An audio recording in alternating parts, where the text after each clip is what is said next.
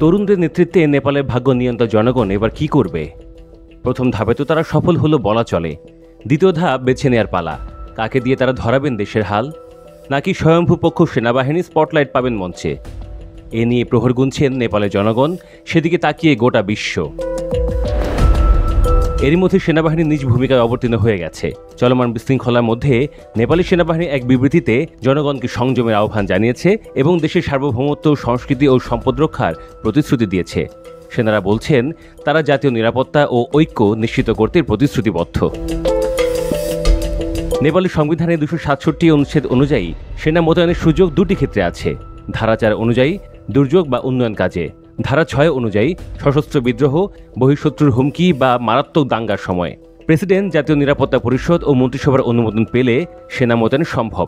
বিশ্লেষকদের মতে বর্তমান পরিস্থিতিতে 267 অনুচ্ছেদের 6 ধারা প্রয়োগই সাংবিধানিকভাবে বৈধ হতে পারে। তবে এই রাজনৈতিক শূন্যতার মধ্যে কাঠমান্ডুর মেয়র ও সাবেক সঙ্গীতশিল্পী বালেন্দ্র শাহ নতুন প্রধানমন্ত্রী হিসেবে সম্ভাব্য মুখ হয়ে উঠছেন। স্বাধীন ও তরুণ সুলভ ভাবমূর্তির কারণে বিশেষ করে জেন জি প্রজন্ম তার পক্ষে সমর্থন দিচ্ছে। শুধু রাজনীতিতেই নয়, বালেন্দ্র শাহ একজন র্যাপার, সঙ্গীতশিল্পী ও কবি হিসেবে জনপ্রিয় বলে তাঁর এই বহুমুখী পরিচয় এবং নাগরিক উদ্যোগের সক্রিয় ভূমিকা তাকে জনমতে মুখ্য প্রার্থী হিসেবে তুলে ধরছে। তবে পরিস্থিতি ভীষণ জটিল। পার্লামেন্ট, সুপ্রিম কোর্ট ও প্রেসিডেন্সির মতো প্রধান প্রতিষ্ঠানগুলোও অস্থিরতায় জর্জরিত। তাই অন্তর্বর্তীকালীন সমঝোতার সরকার বা জোটভিত্তিক নেতৃত্ব গঠনের পরই নতুন নির্বাচন বা স্থিতিশীলতা ফেরানোর প্রচেষ্টা শুরু হতে পারে। আপাতত নেপালের নিয়ন্ত্রণ কার হাতে যাবে তা অনিশ্চিত। সেক্ষেত্রে শুধু রাজনৈতিক সমাধান এবং স্থিতিশীলতার জন্য শুধুমাত্র জনপ্রিয়তা যথেষ্ট নয়।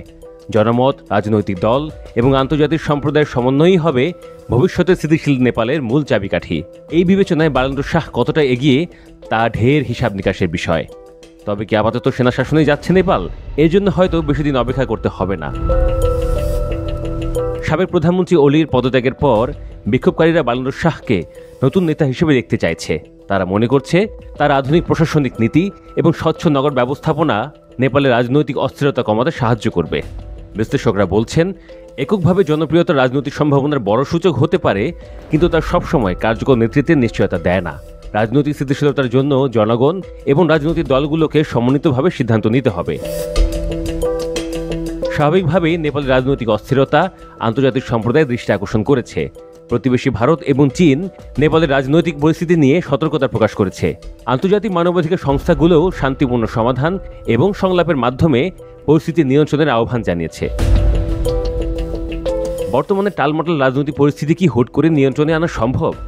এমন অবস্থায় সাধারণত সেনাবাহিনী দেখে ভালে দায়িত্ব পালন করে, কিন্তু তারা কি থেকে যাবে দীর্ঘমেয়াদে? বিক্ষোভকারীদের ভাবসা বলছে তারা সেটা চান না। অবশ্য সেনাবাহিনী নিজে মসনদে আরোহণ করতে চাইলে অন্য কারো চাওয়া কি তার কিছু যায় আসে?